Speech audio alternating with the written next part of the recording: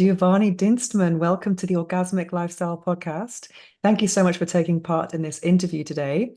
For those who are unfamiliar with your work, could you tell us what you do? I am a self-mastery coach, meditation teacher, and author. I help people master their minds so that they can live life more aligned with their values and achieve their goals. So, in a nutshell, that's it. And what inspired you to follow this path? Well, since I was 14 years old, I was interested in meditation, personal development, spirituality, and reading heaps of books on these topics.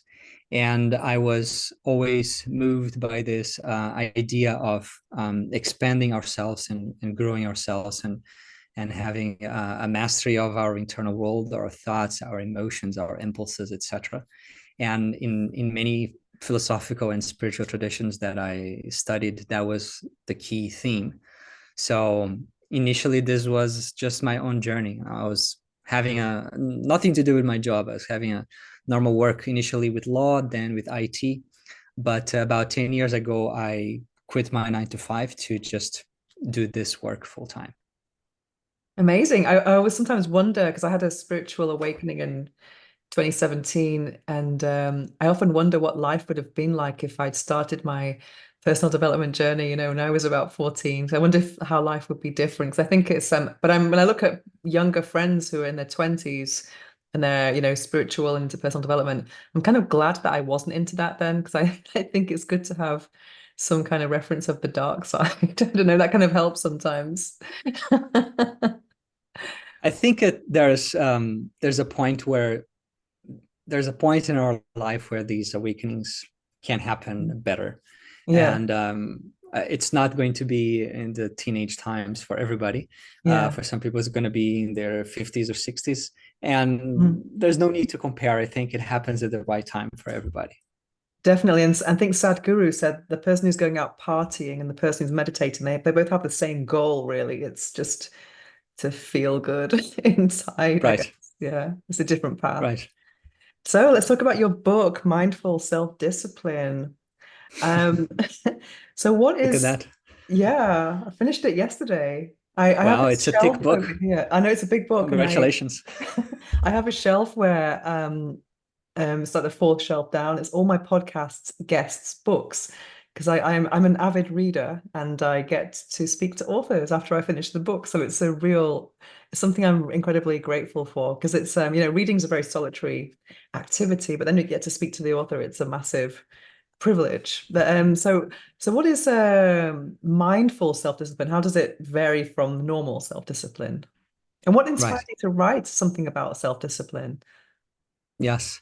Well, I was told repeatedly that I'm very disciplined, and Mm. I didn't think of myself that way. I just felt like, you know what, there are certain things that I care about, there are certain things that I want, and then obviously I'm going to take action on it. What other way is there? Like that was my thinking. But then over time I realized like, no, this is a big challenge for many people. And I started coaching people on self-discipline, and I was coaching also on three other topics, but self-discipline was the most popular one. Is There was like such a hunger for this, so I decided to write a book back in 2020. um, Most of the work on self-discipline out there, it's very military. It's kind of Mm. very martial. It's that mental toughness approach, that it's all about beating yourself up and being tough and staying on track, etc. And that works for some people, but it's not for everybody, and it does take a lot of energy. And I felt that, to being a meditation teacher, my approach to self-discipline was different, and many people were resonating with that. And so, thinking a lot about these differences, I realized that my approach is more of an awareness-based approach. That self-discipline should not be self-punishment. It's actually self-respect. It is you keeping your promises to yourself. It is you living life aligned with your goals and with your values. And when you live like that, when you act like that, you end up liking yourself more, and you experience greater self-esteem, greater self-confidence, you live better.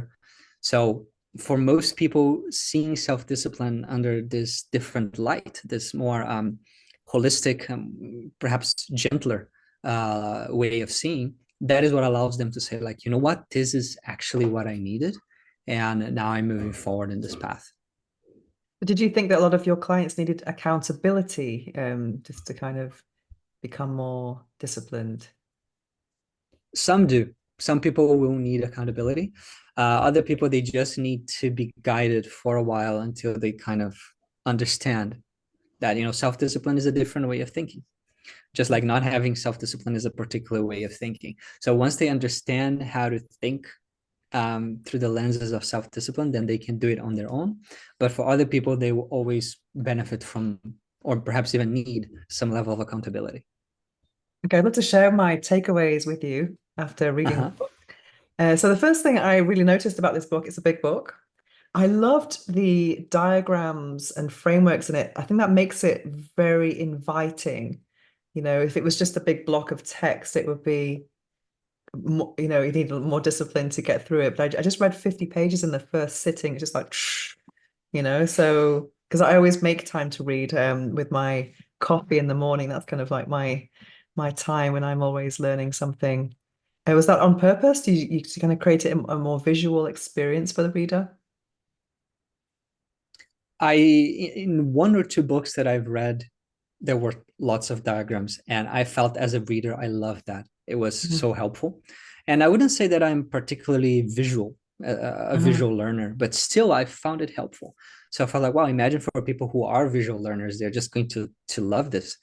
And I explored that in my book, in Mindful Self-Discipline. And from then onward, I'm using this, and I used it in the other book as well, because it really helps consolidate those Mhm. concepts. Otherwise, we can get lost. So you learn something, and then you see the diagrams summarizing that thing, you're much more likely to remember it. Yeah, and I also love at the end of each chapter you've got the key points because that's something. Because sometimes when we're reading a lot, we can just be looking at words, and then to have key points is very, very helpful. And one thing I Mm. really loved at the beginning as well is between you and your goal is self-discipline. So I kind of love that. There's actually a little graph about that.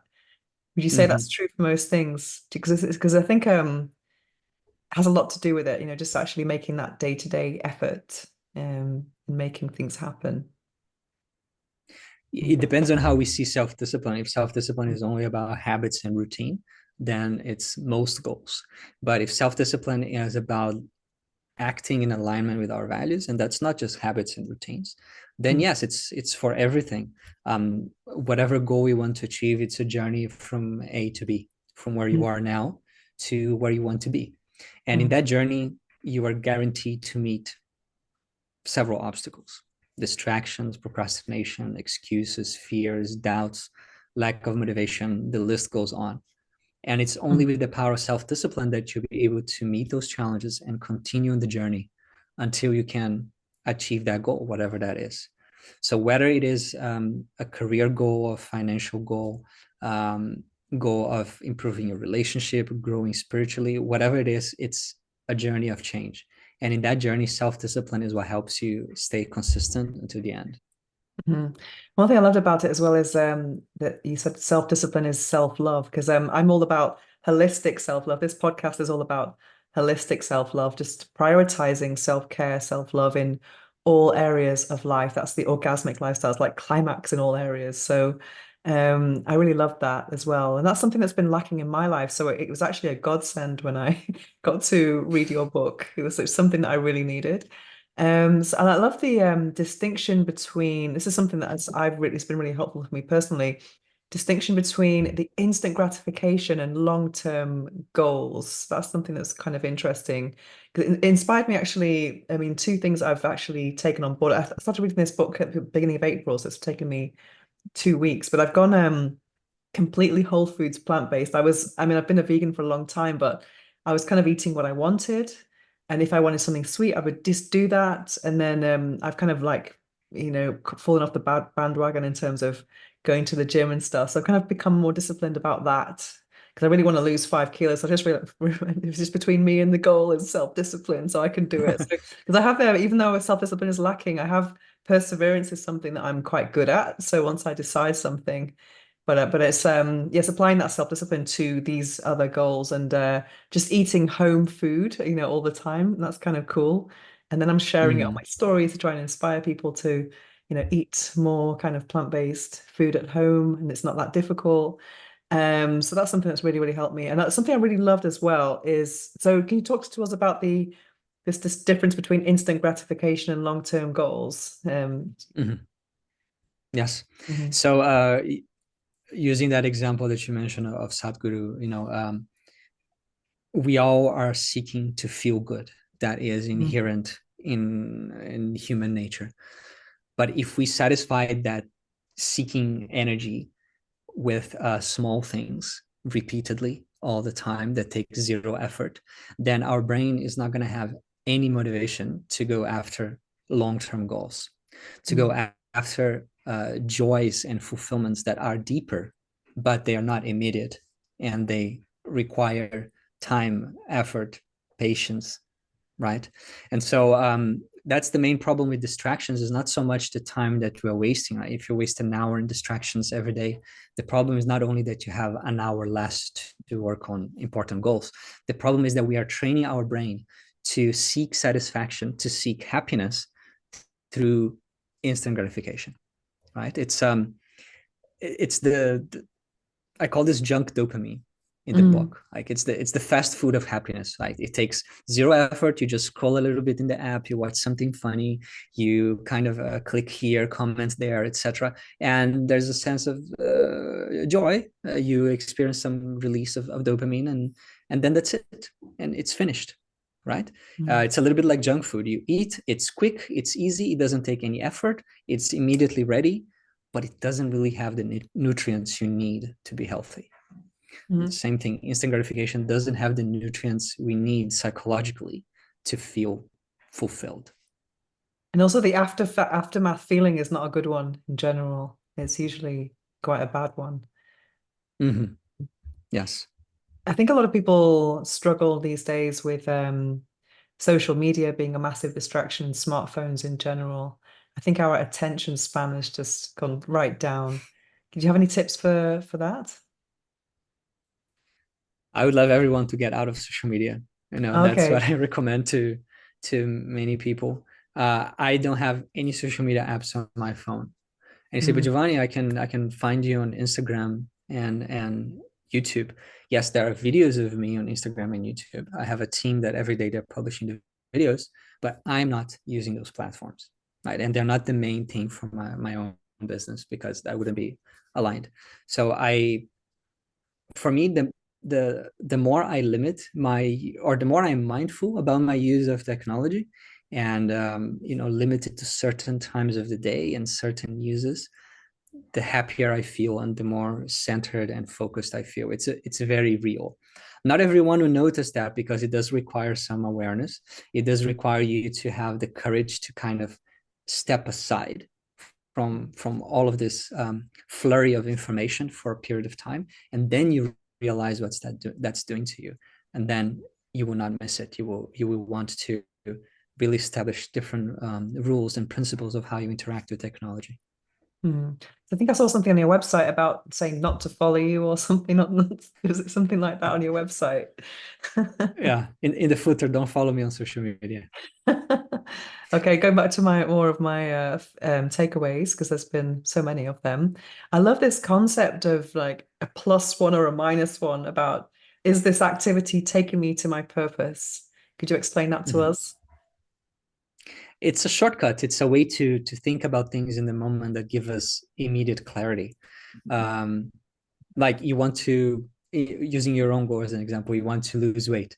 In a moment you may feel like eating an extra bite of the cheesecake, or maybe eating the Mm, first bite of the cheesecake, and in the moment there may not be so much awareness. You're not thinking about your goals necessarily in that moment. You're thinking about how delicious that experience is going to be.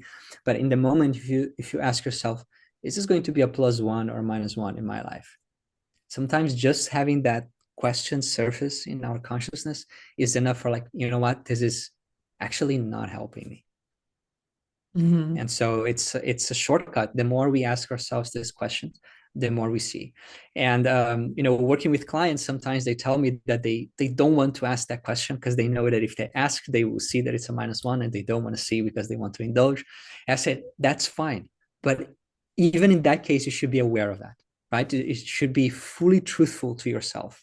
I call this radical self-honesty in the book, that if you want to make an exception, if you want to say like, you know what, I'm going to delay my goal a little bit so that I can enjoy this here and now, fine, as long as it's a conscious decision and you're not, turning the eye and kind of pretending that it's not there, then you're living with awareness. If me now, I'm having scheduled indulgences. So I have one meal out at the weekend, eat whatever I want. And then also, yeah, that includes dessert as well. So that's kind of something I really look forward to. Rather than just having Mm. a chocolate bar on a Tuesday, it's more like that's going to be the Saturday kind of thing. And it's actually working so far, like week 3 of April. So let's hope hopefully it will carry on. And also I love this idea of I can't remember how you worded it exactly, but you said something about, maybe creating distance from people in your life who are not really on the path with you of you trying to get to your goals. And you said something like people who find problems in every solution as opposed to people who find the other way around, solutions for every problem. So I think sometimes we feel guilty about, it's interesting because I gave up alcohol and tobacco and became vegan, recently, and I've had friends say to me, "Oh, it's a pity you don't drink anymore." And it's interesting that when you are, let's say, in a bad state, you have lots of friends around you because you create this state of empathy, among your friends. But once you take a good decision for yourself, sometimes people are not so happy for you, and it's hard to kind of think, who really wants me to thrive? Because those are the real friends, the ones who are going to be your cheerleaders. But I think people have these, social circles in place, and or even familiar ones, as family ones as well, and it's quite hard. How can we be Yes. disciplined about our social life and who's influencing us? Yeah. It's big. It's perhaps the only shortcut of self-discipline, Mm, to kind of surround yourself with people who are on the same path that you are, or perhaps they have already achieved the goal that you want to achieve. That invisible influence that happens on us, if we can surround ourselves with people who are living what we want to live, or that we're striving to live, that is going to make things so much easier. There are a lot of research showing how we tend to consciously or unconsciously adopt the same habits, the same goals, the same preferences and way of thinking of the people we spend time with.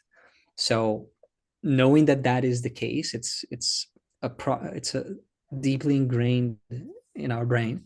Then we need to be very mindful, very wise about the companies we have in our life.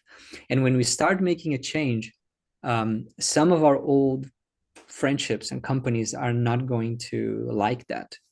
mm, They are not going, they belong to our past, but they're not going to belong to our future, because we are changing, and our aspirational identity, the person we want to be, wouldn't necessarily have those people as friends, would have a different sets of friends.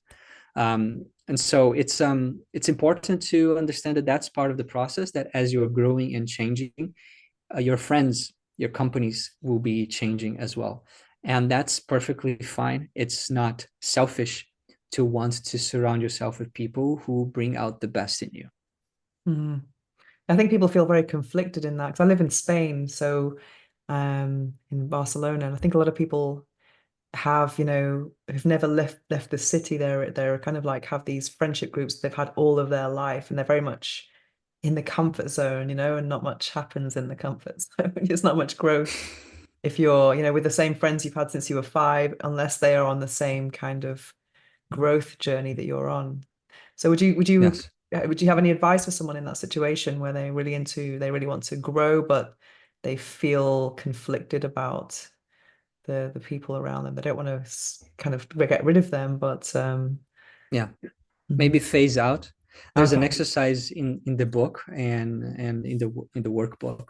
Mhm. Review your influencers, which guides Okay. people through this step by step, and then they can get clarity over what people in my life I want to spend more time with, what people in my life I want to spend less time with, what people I don't want to spend time with at all. And that doesn't mean that you send them an email and say like, I'm no longer gonna talk to you or anything like that. There are ways to do it, but it's about what we emphasize, who we want to spend more time with, and who we call back. And but also accepting that this is going to be part of the journey. It may feel like a sacrifice at Hmm. times, but if whenever you spend time with a particular person, you are taking steps away from the person you want to be, you are kind of going into ways of thinking that are not so helpful, you're going into bad habits, um, then not spending time with that person anymore means that you're going to feel better. Hmm. Yeah. Especially with people, when I saw something yesterday, I think it was Mel Robbins, about gossip. That's very indicative of, people start gossiping about someone else, that they're doing it when you're not there. And yeah, it's kind of, Yeah, or negative speak. That's something that's really contagious. Even people who are successful can have negative mindsets, and that's very, or complaining. Those are things too. complaining, that's a big one. Yeah. Yeah. And another thing I really love about the book is that you don't really give specific instructions about habits. It's more about you giving ideas so people can come up with their own plan. I mean, there's so many books are giving you kind of frameworks to take on, and I really love that. Do you want Mm. to share anything about that? About how, do you think everyone just finds their own path? Well, in the book, I share just the basic principles Mm. for building habits. You need to select the cue for the habit, something that is going to be reliable and that you can connect that habit with. You need to start small with what I call a minimum action, and then you can expand over time. And you need to have a reward. And unlike most books on habit building out there, I really emphasize what I call intrinsic rewards, which is learning how to enjoy the activity for its own sake. Mm. So for a simple example, instead of uh, putting some mayonnaise based sauce on the salad so that you can eat the salad, what if we learn how to enjoy salad for its Mm. own sake, right? Then we don't need an external reward. It's not like, oh, I eat a big plate of salad and then I can have a bit of chocolate. No, I eat a big plate of salad because I feel it's good for me, and that's enough. No, so that's more the intrinsic reward side of things. And then using those basic principles, people can understand what is the most important habit in each area of their life and start building those habits. Then what's different about my approach is that I emphasize what I call the never zero commitment. Oh, that's my next That for the question. most, Perfect. right, that for the most important habits, you need a non-negotiable commitment, and that is an exercise of willpower. That's an exercise of determination, that you say, you know what, for the next 100 days or for the next 30 days, I'm going to do this one thing no matter what. I'm going to read 5 pages of a book for the next 100 days no matter what, or I'm going to meditate 10 minutes no matter what, or I'm not going to have any sugar for the next 30 days no matter what.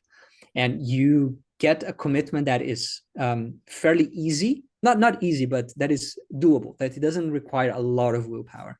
But then your commitment to it is non-negotiable. It's that no matter what.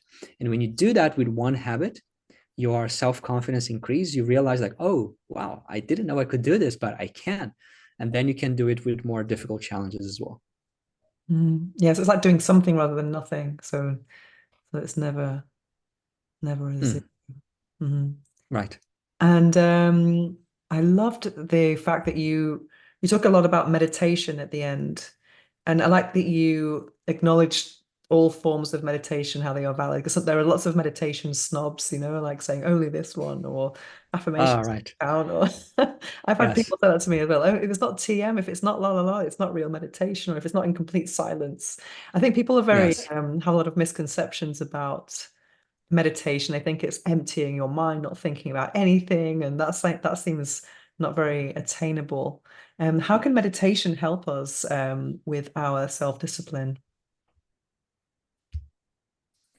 Meditation is like the gym for the mind. It's focused mental training, right? So every time you sit to meditate, you are training your awareness and you are training your willpower. And these are the two key components of self-discipline. So it's like really you are training these skills. And then when you are in your day-to-day life, you are naturally more aware, or you have the ability to become more aware, which means that you're you will be living more purposefully, more mindfully. You'll be making better decisions.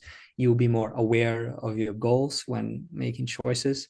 And then you have more willpower because you're training willpower when you meditate. If you try to focus on your breath continuously, moment after moment, that requires some willpower. If it requires willpower, it's training willpower. So then when you're meeting temptation on where you really don't feel like taking action because it's uncomfortable, you are procrastinating, you have that willpower available to take a step forward toward your aspirations to get that +1. Mhm. Okay. And I mean, how do you think spirituality can help us with our productivity? Because I like the way you Yeah, talk about spirituality at the end. So how can that help us with our career goals? yes. And so there are many different approaches in spirituality. There's so many different teachers, philosophies, paths, and practices. Some of them are going to be helpful. Some ways of approaching spirituality are going to be helpful for also us achieving our uh, goals in life. Others, no. Others will either ignore this aspect of life or kind of um, go against it. Right. So Mhm. obviously, being a self-disciplined person and having written this book, my approach to spirituality is one that is more life affirming. It's one that gives us tools not only for us to experience peace of mind and expand our awareness, etc., but also for us to live better in the world. Right. And so at the end of the book, that's I have a chapter dedicated to this, sharing different ways how spirituality can help us be more disciplined. Some that come to mind, spirituality emphasizes values and practicing certain values and certain virtues. And that's very connected to self-discipline. Spirituality requires self-discipline, and therefore it trains that. Spirituality can help us have greater peace of mind. And when we have greater peace of mind, we are more balanced inside and we tend to make better decisions. Nobody gives up on their goal when they're feeling happy and peaceful and empowered, right? They give up on their goal when they're feeling distressed, when they're feeling hopeless, when they're feeling sad or irritated. So anything that helps us have a more stable and happier state of mind will help us achieve goals in other areas of life. And also this idea that comes from some spiritual traditions that we are here for a reason, we are here for a purpose, and learning how to achieve that purpose, how to live that purpose, that is also part of spiritual growth. So our spirituality needs to help us achieve our meaningful goals. And every time we do that, we outgrow those needs. So if a person is really focused on, for example, earning money, right? But they also have a spiritual mindset, or they are cultivating that. After a certain point in that journey, they feel like it's enough. Like I don't, that desire is finished. Like I don't feel, obviously I need money to pay the bills, but I don't feel motivated to just earn more and create more businesses, etc. I've kind of outgrown that. But if that person had never developed the self-discipline to actually achieve that goal, that thing would always be inside of them. And it wouldn't let you focus on deeper things. And so in a way, by helping people become more disciplined and therefore more effective in achieving their goals in career, finances, etc., we're helping them grow Mhm. spiritually too. Yeah, when I had my spiritual awakening in 2017, it really had a huge impact on my work and my perspective on my work. For example, before that time, I was thinking, how much can I get paid for this work? 'Cause I'm a content creator, so I was always writing or writing maybe or making videos. And then after that point, I was thinking, what can I contribute? So it completely changed. And I took myself out of the equation and I just considered myself more of a channel of what can I do to help today or to help people feel better. It's a really different approach. I wasn't just thinking about, task for money. It got a lot deeper. Mm, Mhm. yes. And what I wrote something down here. Let me see. Oh yeah, I just recently interviewed someone who has the complete opposite message from you, which is so interesting for me. This guy called Connor Keyes, he's a spiritual guide. He's very into Taoism, and the tree just grows and just being and not doing. And he references the Tao Te Ching, especially verse 37 about everything is done, even if you do nothing, everything kind of gets done. So I'm kind of like, it was really interesting to have that influence while I was reading your book as well, because I think I'll probably need to find a balance of that. And let me explain a bit my situation because why I need to self-discipline so much. Because I've always felt that I could achieve great things if I had more self-discipline. But at the same time, I've been working for myself for 15 years. And one of the best parts of my life, which is actually why I started this podcast about lifestyle, is that I have no alarm in the morning for 15 years. And I just love that feeling of just because I was never a good sleeper. So not having the alarm just takes away a lot of anxiety for me. It doesn't mean I sleep more. I kind of get up at decent times, so to speak, but I feel very rested and start my day with meditation and reading, and it's very nice. But then I also I honor my biorhythms. For example, on a day with no makeup, I'm thinking I'm going to write today, or on days where I feel like being seen, I'll make videos. So I've been very much kind of just in a flow of just honoring feelings rather than goals. So then I think, wow, I could have done so much more with a more of a stricter kind of framework. And also with a freelance life, I'm writing a book now. So I'm trying to write a book and then balance some other paid work. And as a freelancer, you always have to do some business development as well. So I'm just Mhm. really spinning many, many plates and I'm kind of in surrounded by chaos. So what advice would you give to me? Yes, that's a really good question. And yes, of all spiritual traditions, Taoism is probably the most different from the message of Yeah. self-discipline. At the same time, Taoism is a very broad tradition, and inside that tradition, you find, for example, the Taoist martial arts. Hmm. And so the Taoism of like, the pure Tao Te Ching is one thing, but there are people who are Taoists to the heart and they practice martial arts, and you bet they have a lot of self-discipline and they do practices at given times of the day, etc. Um, and so the way I see this is that there are different forms of spirituality for different people. For someone who is not goal oriented at all, maybe like there's nothing that I want, I just want to kind of relax and be in the moment, I'll say try Taoism. That's probably you're Okay. probably going to like that. Mhm. But for someone who still has a song they want to sing, so to speak, then you will need to put in work. Like for the caterpillar to become the butterfly, it needs to package, not package, it needs to break the shell, right? It needs to do some work. It just doesn't stay there and then it becomes a butterfly by itself. No, there's work, there's movement. Life is movement, and movement is always happening outside of us and inside of us. And the Mhm. idea is, if you have a sense of purpose, meaning if you have an aspiration about how the movement should flow so that it flows in a certain direction and you get in a certain place, then that's where the idea of self-discipline comes in. Then you're kind of disciplining the movement.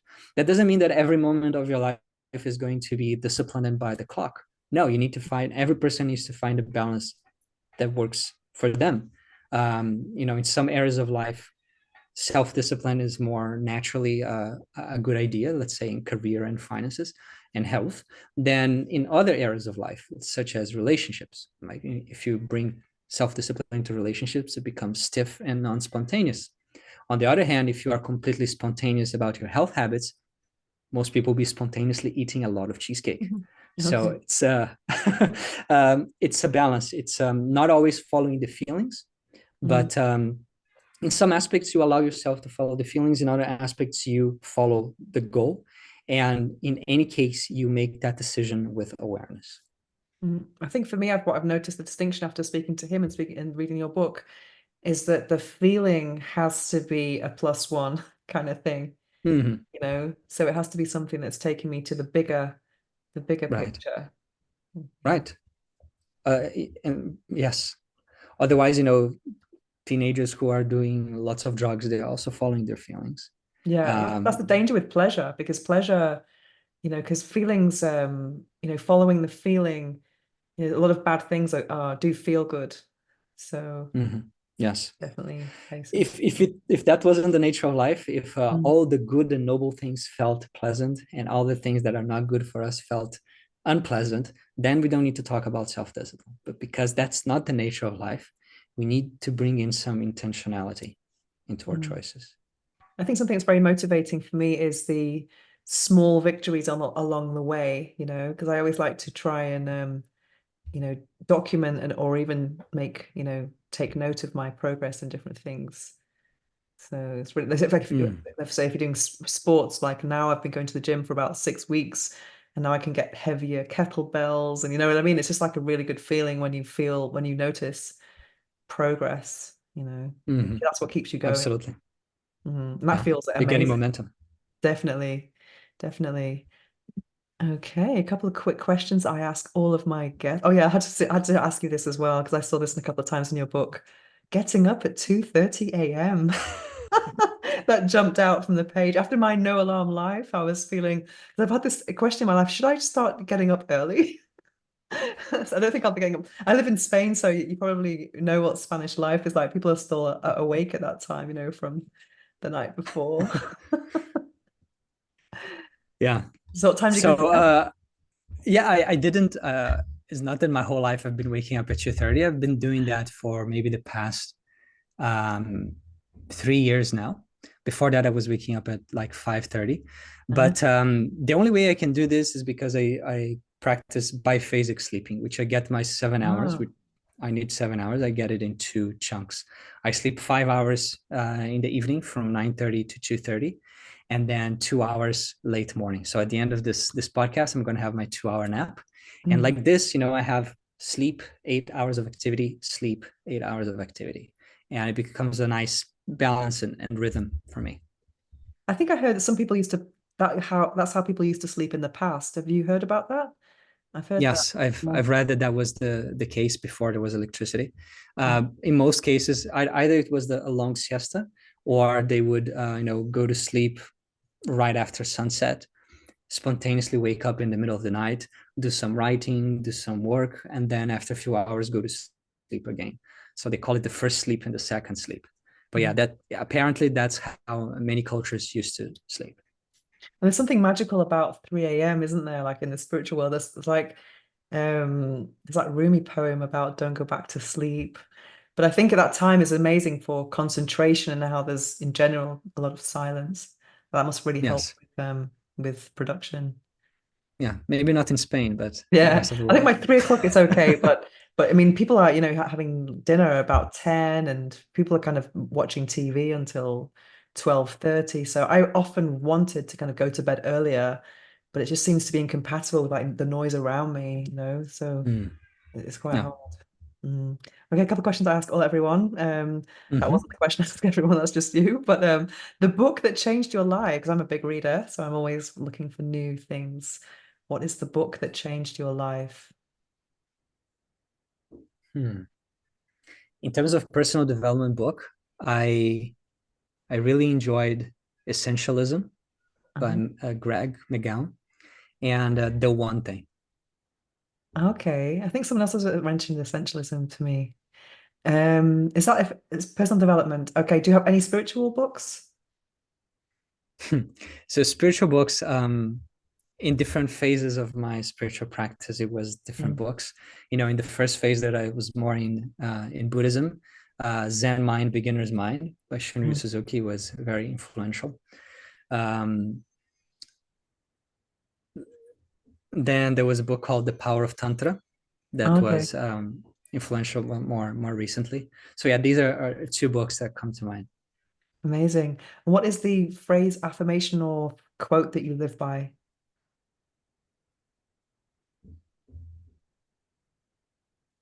If you fill your mind with determination, there will be no place left for self-doubt. I love that. I love it. So where can people find you? You can go to highermind.com where you can learn about my books, and an app that I have created helping people implement the blocks with guided meditations, etc. Okay, great. No social media. We social media's on the website. Well, yes, I mean, if you search for me in social media, you will find me. But if Mm, you write a comment, I'm not going to answer because I don't use okay. those services, with the exception of YouTube. If you write a Okay. comment on YouTube, I'll be there and I'll answer. Amazing. So thank you so much for joining us today on the Orgasmic Lifestyle podcast. It's been a real pleasure. Wonderful. Thank you, Venus.